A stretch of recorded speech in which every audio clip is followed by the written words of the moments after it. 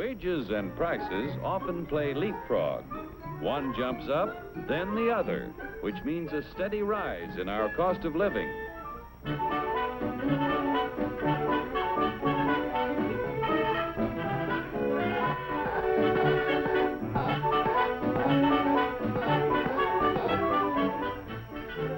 The Dilly Doll Factory is a happy shop.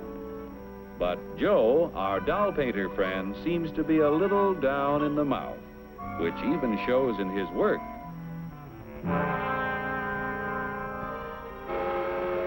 Joe is pretty discouraged because the high cost of living makes it harder and harder to make ends meet. Hiya, Joe, old boy. Hello.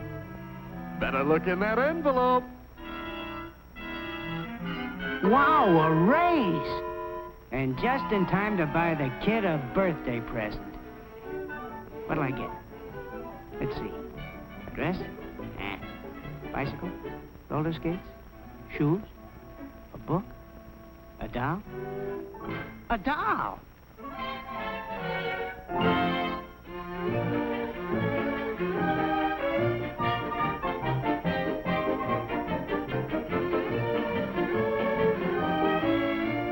What's the price, miss?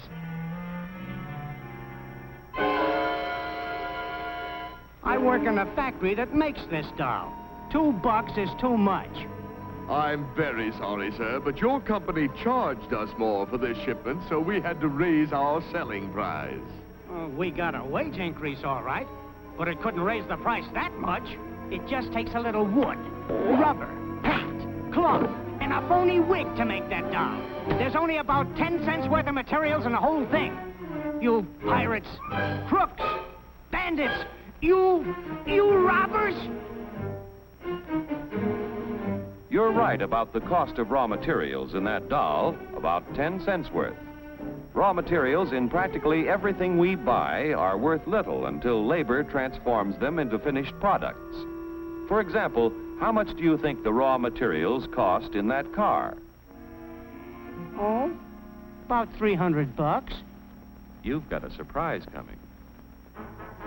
It takes 4.5 tons of coal, 2 3/4 tons of iron ore, 50 pounds of cotton, 14 pounds of cured and finished wool, aluminum, zinc, lead, copper, and countless other raw materials to make an automobile.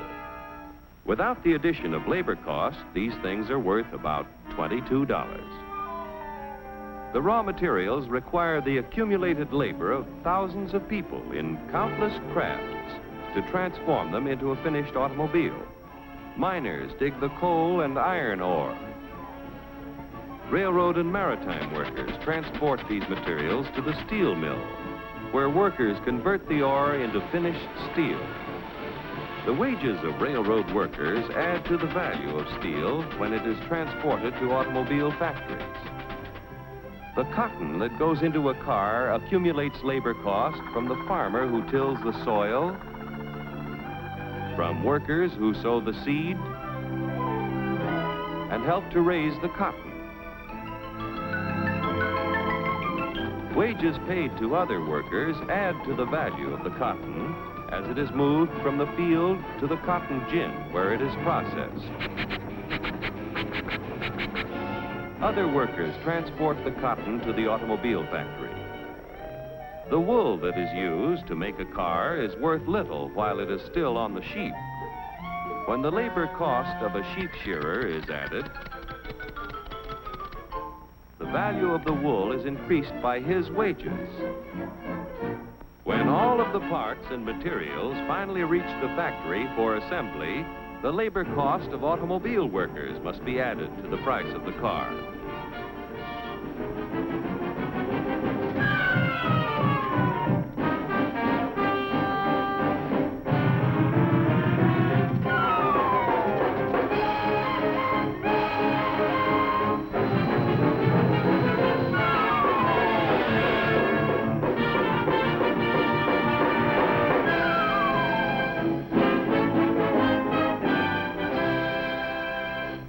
In the $1,500 automobile, direct and indirect labor costs add up to approximately $1,200, or over 80% of the selling price. That's before taxes. And what happens to the other 20% or $300? Raw material cost, $22. Profit to producers of raw materials and allied industries, $89. Profit to part manufacturers, $47. Profit to local dealer, $77. Profit to car manufacturer, $65. Now, when you add $400 for taxes, the cost is $1,900 to the buyer.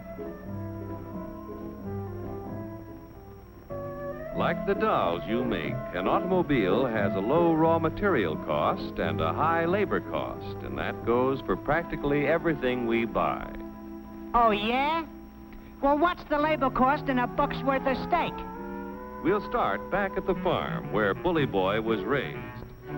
The selling price of meat has to include the labor cost in producing the feed, in building fences, and constructing housing for our animal friend. It takes a lot of costly care to get Bully Boy ready for the market. Wages have to be paid to railroad workers who provide our friend with care and courtesy on his way to the stockyards. Preparing Bully Boy's anatomy for the butcher shop costs money, too. The family butcher figures in his wages every time he sells a thick, juicy steak. Forgetting taxes for a moment, the labor cost in a dollar's worth of meat adds up like this. Workers raising beef, 24 cents. Transportation workers, 1/2 cent. Packing house workers, 42 cents. Meat delivery drivers, 1/2 cent. Butcher shop workers, 18 cents. The other 15 cents goes in profits to the retailers, the packers, allied industries, and to the farmers and ranchers. Most of the things we buy accumulate direct and indirect labor costs that add up to 85% of the selling price before taxes are added. Generally speaking, a wage raise means a corresponding rise in prices, unless productivity is increased proportionately. What do you want, a guy with 4 arms? 4 arms?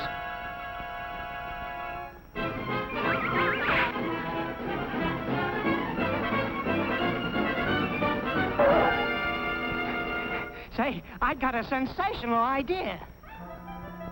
To expand productivity, labor and management must work together to develop new ideas and techniques.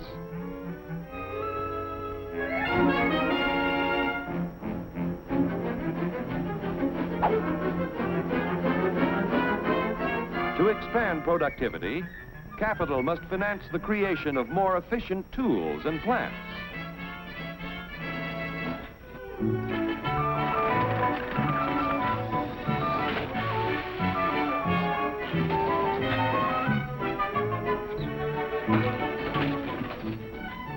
The production of more and better goods at lower costs means that when you get a wage raise, it's a real raise. A raise? A raise!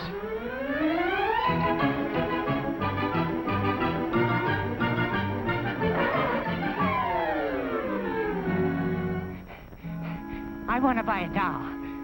How much? Now you've got a real wage raise, because you can buy more with what you earn. With increased productivity, wages can keep ahead of prices.